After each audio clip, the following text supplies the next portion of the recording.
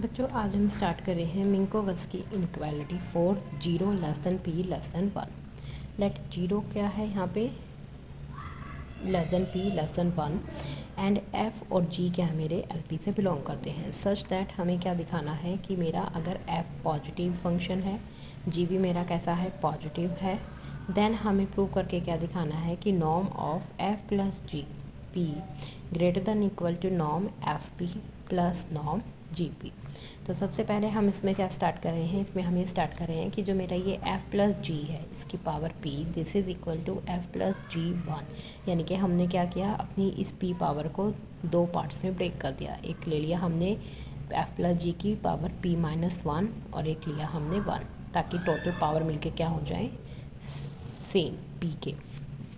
Now this is equal to अब जो पहले वाली टर्म है प्लस जी की पावर 1 का मतलब यानी कि इसको हम इस तरह से करके लिख सकते हैं कि that is equal to F plus G into में एफ प्लस जी की पावर p माइनस 1। अब नेक्स्ट स्टेप पे हमने क्या किया, जो हमारी फर्स्ट वाली ब्रैकेट है उसको लास्ट वाली ब्रैकेट के साथ जो है हमने ब्रेक कर दिया। तो this is equal to F into F plus G की power p minus 1 plus G into F plus G की पावर p माइनस 1। देयरफॉर यहाँ पर हमारे पास क्या बन जाएगा कि जो मेरा ये f प्लस जी की पावर p है this is equal to f into में अब हमने क्या किया दोनों साइड इंटीग्रल को अप्लाई कर दिया। तो हमारे पास क्या बना this is equal to f into F plus G की p minus 1 plus integral g into F plus G की p माइनस। अब नेक्स्ट क्या कह रहा है कि ऑल्सो f प्लस जी की p minus 1 into Q. Next step पे हमने क्या किया, इस p की जगह जो है हमने p माइनस 1 इंटू क्यू को अप्लाई किया। क्यों? क्योंकि हमें पता है कि f प्लस जी मेरा किससे बिलोंग करता है LP से and 1 by P plus 1 by Q this is equal to 1। इसकी वैल्यू हमें 1 पता है तो दैट इम्प्लाइज यहाँ से हमने इसको सॉल्व करके p की वैल्यू क्या बना ली p माइनस 1 इंटू में क्यू।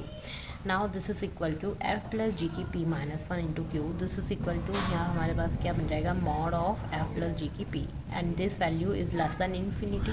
दैट इम्प्लाइज यहाँ से हम क्या कह सकते हैं कि जो मेरा f प्लस जी का मॉड है उसकी power p minus 1 this is belonging to L Q by Holder inequality for 0 less than p less than 1। अब यहाँ पे हमने क्या अप्लाई कर दिया अपनी होल्डर इनइक्वालिटी जो कि क्या कहती है कि अगर मेरी p की वैल्यू 0 और 1 के बीच में लाई करती है एंड q क्या है this is the conjugate exponent है ऑफ p का, और अगर p मेरा बिलोंग करता है LP से g मेरा बिलोंग करता है LQ से देन क्या प्रूव करता है इस थ्योरम के अंदर कि इंटीग्रल एफ जी का mod greater than equal to होगा इंटीग्रल मॉड एफ की p whole raise to the power 1 by P into में इंटीग्रल मॉड जी की power q whole raise to the power 1 by Q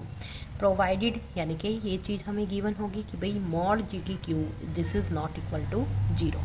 तो therefore हम क्या दिखाएंगे यहाँ पर कि भाई जो मेरा ये मॉड f है दिस इज़ इक्वल टू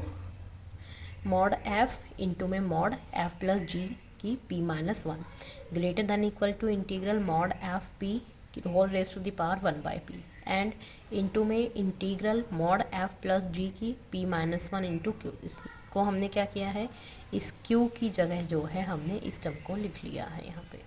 ठीक है। तो this whole raise to the power 1 by Q. अब यहाँ पे अब हमने क्या किया है, पहले हमने जो हमारे पास ये टर्म है इस टर्म को जो है हमने इस फॉर्म में बना के लिखा है। ये हमने क्या यूज़ किया है इसके ऊपर इस वाली इनइक्वालिटी को यूज़ किया है, कौन सी को होल्डर इनइक्वालिटी को। फिर क्योंकि यहाँ पे हमने फंक्शन क्या लिया है मॉड एफ प्लस जी की p माइनस 1। फिर इसी तरीके से फिर हमने नेक्स्ट में क्या लिया है मॉड जी और मॉड एफ प्लस जी की p माइनस 1। अब इसके ऊपर अप्लाई की हमने होल्डर इनइक्वालिटी, तो वो क्या कहेगी कि this is greater than equal to integral mod G power p whole raise to the power 1 by P into integral mod F plus ji